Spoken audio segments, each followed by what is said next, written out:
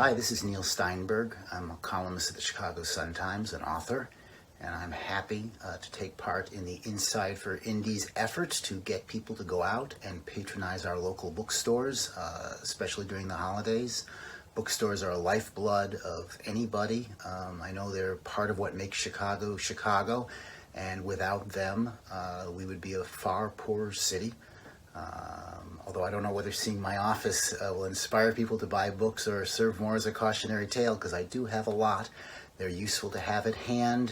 They present themselves when they seem to be needed. I find myself hurrying to get some book that I had for decades. And we'll take a quick look around. I'll read to you from a book that I like. And hopefully you'll remember to go and to patronize some bookstores. Shelf is actually something new. I had all these books piled around my desk. The University of Chicago Press asked me to write a book about Chicago based on my blog, Every Goddamn Day. And so the book is called Every Goddamn Day, Neil Steinberg, Chicago. And I'm doing a history of the Chicago in 366 dated entries. So January 1st is January 1st, 1920, the beginning of the Palmer raids. January 2nd is January 2nd, 1900, the reversal of the Chicago River. And so it's a very interesting form because I want to go through the highlights of what's important in Chicago with politics, with race, with technology, with culture, with labor, and yet hit each date. So you can't, some dates there's too many events, some dates there's no events at all. And I've been really having a lot of fun writing it for these past, 6 months, and I'm going to have a few more, another 6 months prior to write it, and then hopefully it'll come out probably in 2022. It's my third book for the press. It's my 9th book. I have a shelf of my old books, just in case one should, whenever they get remaindered, which they all do, I grab another one. The piling the books up the wall is a new thing, and I should get rid of them. I actually did this, which I shouldn't show you, but it's I put in a bookshelf in my closet along with my 4-drawer Han filing cabinets, which are very useful. The blog, I actually made a few posters for when it first came out down at Hat Show Print in Nashville. I liked the idea of hand typeset wooden blocks being used to print a poster for a blog. It struck me as very clever, if no one else. I still have a bunch of them. I thought I would sell them to the fans of the blog, but that didn't happen. So if you see this and you want to buy one for $15, you know where to go. The most books I have from one author is James Thurber. When I was a young man, I was very much into Thurber, and I have 42 Thurber books. I don't read them much. That's another risk, is knocking over piles of books. Let me repair this, and I'll tell you about Thurber in one moment. Good is new, and this is what I was trying to say earlier about the serendipitous nature of books, is because in falling over, I ended up with this, the world's shortest stories of love and death, which I'm in. I wouldn't know, but I have this post-it note on there, and it's limited. Like my book is day by day. These all have to be 55 words long and no longer, and so I was really excited to participate in that. And the story is March. Small cyclones in the concrete canyons, twirling trash like dervishes. 2 men were arrested. He types, then stops, gazing out the window, a smile. The difference, he thinks, between journalism and writing a book is that on a windy day, you don't see a bunch of books swirling around in the street. And books make tremendous gifts, especially baby gifts. You give someone a hardback copy of Charlotte's Web, you know that's a book that 50 years from now, after you're dead, someone's going to look at lovingly and cherish. And so I think books are great baby gifts, they're great Christmas gifts, they're great thinking of you gifts, they're great here I like you, take a book gifts. Put in the plug for poetry books. I buy a lot of poetry. In fact, I'm going to read one to you now. I was very excited. This is from Louise Glick, and she was in my last book. I wrote a book that's with Sarah Bader. She is an editor at Phaidon, And I wrote a book using poetry to help people going through recovery and their families.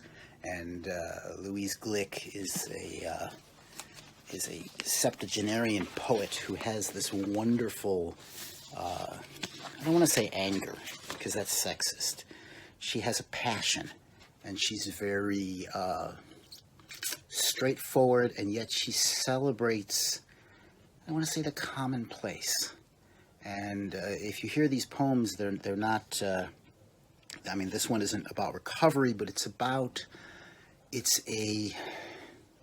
don't want to say celebration. It's about ordinary life. Let me just read it to you, and then you'll see what I mean.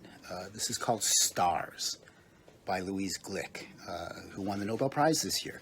I was very excited. She won the Nobel Prize, and my first thought was I should have paid her to come out to my book signing, because I invited her.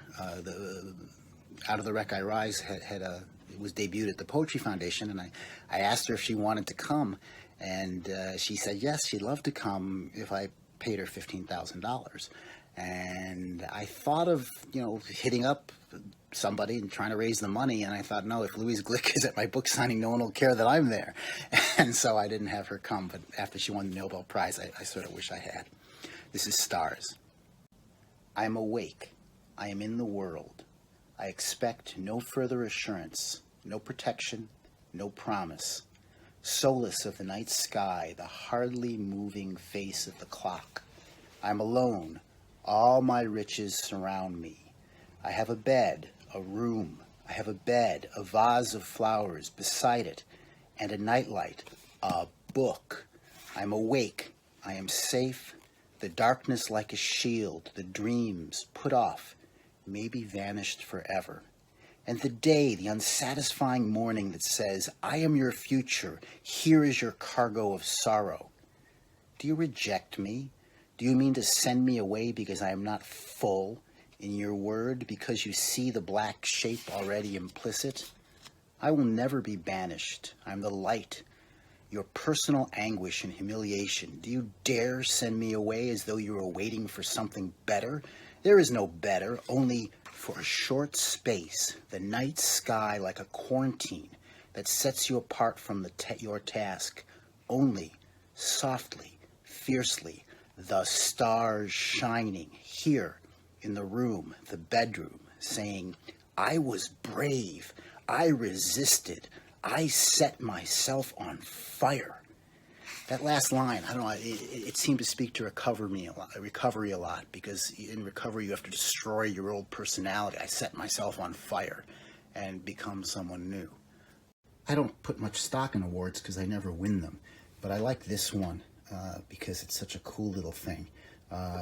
It's for an obituary I wrote for a cockatoo that lived in the Brookfield Zoo, so I'm proud of that. And it was designed by Maureen O'Donnell's daughter, Mairead, which I think is a wonderful thing. And this is probably from 1986. This is a Sticker-type award, and they actually they had the old linotype machines then, and so it has the citation. They'd done a story on cocaine babies, which were big in the 80s.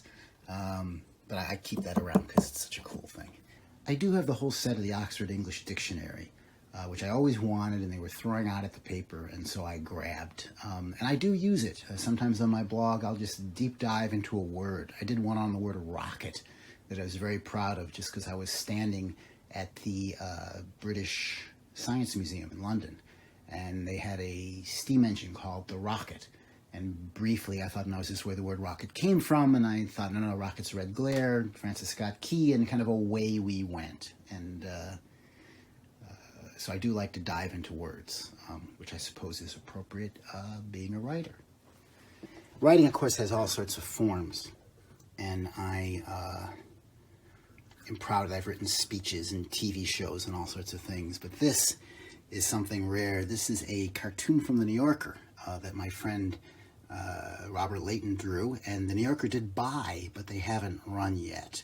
And so you might see this in The New Yorker someday. They have buying them and holding them for years. And the line is, you see the two mice looking at the boa constrictor plaque, and one says, "Hey, how come our names aren't on the plaque?" And I think if you think about that a bit, it explains a lot of the writer's dilemma. The button is from Bolchesi Carducci, which is the largest Latin publisher in the world up in Wakanda. And I wrote something for them, and they gave me $100 worth of stuff. And I got some books, and I also got that button, which is one of my favorite lines in literature. Forsanet haec ola menissa juvabit. And it's from Virgil's The Aeneid, and it means someday perhaps a joy it will be to remember even this. It's kind of something you say, you know, I thought of actually when it seemed like Joe Biden was going to lose the election, that sometimes it's good to look back on difficult times. Well, thank you for visiting my office. Thank you, Inside for Indies, for asking.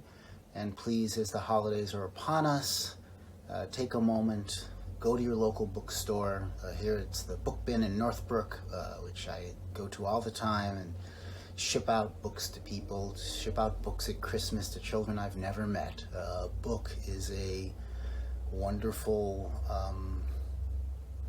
encapsulation of everything it means to be human. And we don't want to lose the place where we find them. And we don't want to leave the behemoth Amazon being our only source of books, or we will suffer in ways that we can't even imagine now. So, I'm Neil Steinberg, columnist of the Chicago Sun-Times. Thank you for spending time with me and for reading. Take care.